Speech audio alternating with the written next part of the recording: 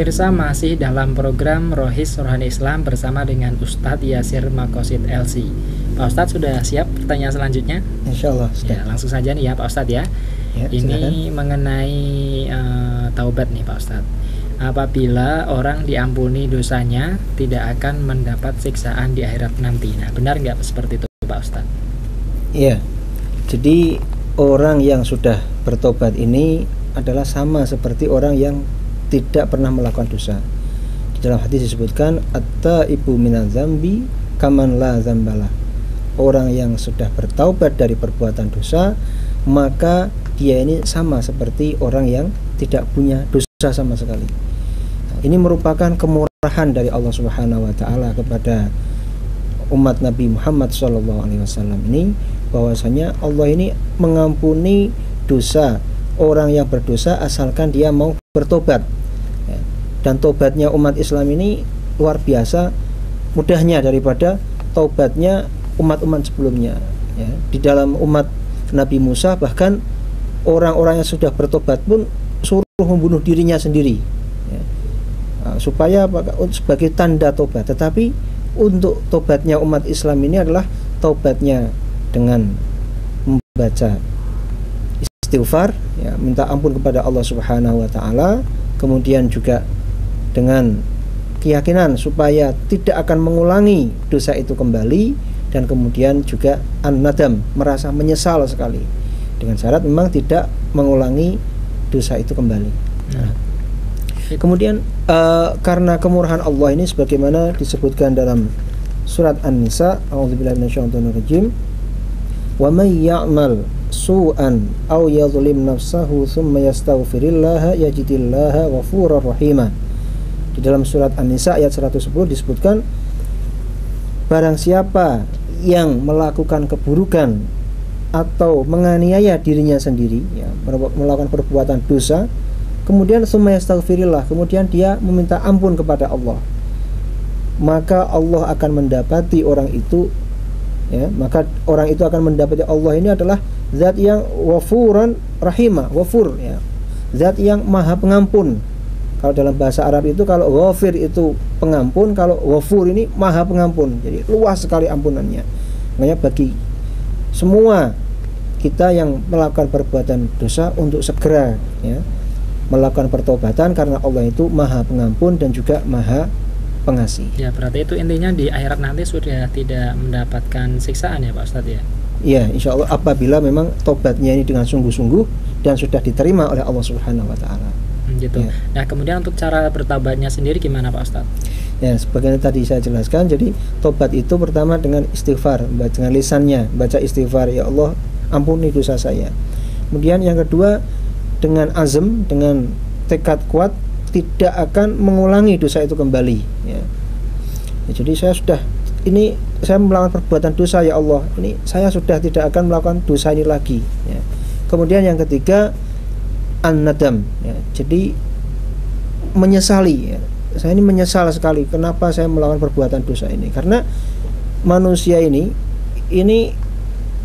mudah untuk terjerumus ke dalam jurang-jurang kemaksiatan, dan kalau dia ini sudah menyesal benar, kemudian berjanji tidak akan mengulangi lagi dan meminta ampun kepada Allah Subhanahu wa taala, maka dia ini akan menjadi seperti bayi yang baru lahir kembali. Tapi itu mungkin biasanya yang terjadi di masyarakat, orang-orang yang mungkin bertaubat sulit ya Pak ya untuk menjaga diri agar tidak kembali ke masa-masa lalunya yang penuh dengan dosa itu ya Pak. Ya, makanya itu adalah tantangan bagi kita semua untuk bisa menjadi orang yang lebih baik, istilahnya hijrah. Ya, kita harus hijrah. Hijrah dari apa? Hijrah dari perbuatan dosa yang telah kita lakukan. Itu harus pindah jalan artinya ya. Pindah jalan yang baik. Ya. Dan kemudian nih Pak Ustadz, pertanyaan selanjutnya dari 0857 290172 sekian. Pertanyaannya Pak Ustadz, bagaimana hukumnya apabila seorang istri diajak hubungan badan tapi menolak sampai waktu subuh? Ya, seorang istri memiliki kewajiban untuk melayani suaminya, apabila memang suaminya itu meminta sesuatu yang tidak bertentangan dengan syariat Allah. Jadi apabila suaminya memerintah sesuatu, maka kewajiban seorang istri ini adalah menaati suaminya selama perintah itu, selama keinginannya itu tidak bertentangan dengan syariat Allah. Nah, kemudian ketika suami mengajak untuk berhubungan, ya, sang istri ini bagaimana ini? Nah, ini suami mengajak berhubungan ini memiliki pahala yang luar biasa besar. Jadi pahalanya seorang yang melakukan hubungan ini dari mulai awal, ya, kita dari mulai sholat dulu dan seterusnya, ini tidak akan saya ceritakan, ya. Ini yang penting pahalanya luar biasa besar. Nah, ini.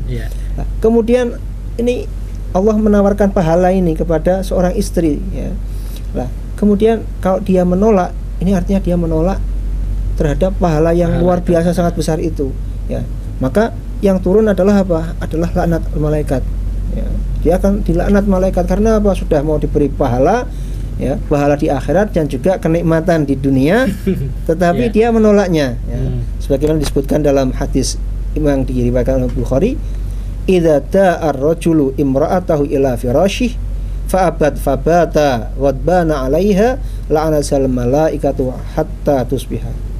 Ketika seorang suami mengajak istrinya berada di ranjangnya, maksudnya berhubungan suami istri, kemudian istri itu menolak, ya, maka istri itu akan terus menerus, ya, dilaknat oleh para malaikat sampai kapan? Sampai waktu subuh, ya. Jadi ketika suaminya marah, kemudian maka istri itu akan terus dilaknat oleh malaikat terus, ya, ini.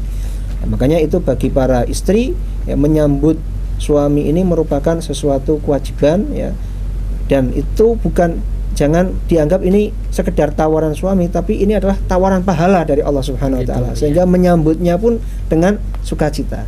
Kalau misal sang istrinya sedang tidak enak badan atau sedang mungkin sakit apa seperti itu, gimana Pak Ustadz? Ya, itu suami juga harus mengerti, ya, kondisi dari sang istri. Jadi ketika benar-benar sakit, maka suami juga harus melihat, oh ini sedang sakit, jadi dia tidak akan berbuat seperti itu. Kalau sakit kemudian nanti berhubungan kemudian sampai menyebabkan sakit lagi, ini kan berarti sesuatu yang dilarang pula oleh agama. Jadi tidak boleh la dharara wa la dirara. Tidak boleh kita ini menyebabkan perbuatan yang merugikan orang lain dan juga tidak boleh membalas kerugian dengan kerugian yang lain. Ini seperti itu, ya.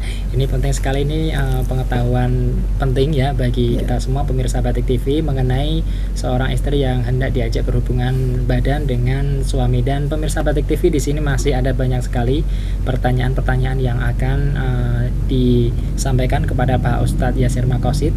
Dan bagi pemirsa, saya ingatkan kembali, jika pemirsa ingin bertanya pada program Rohis, silahkan kirim SMS-nya dengan cara ketik Rohis spasi alamat spasi pertanyaan Anda, kirim ke nomor yang tertera di layar kaca.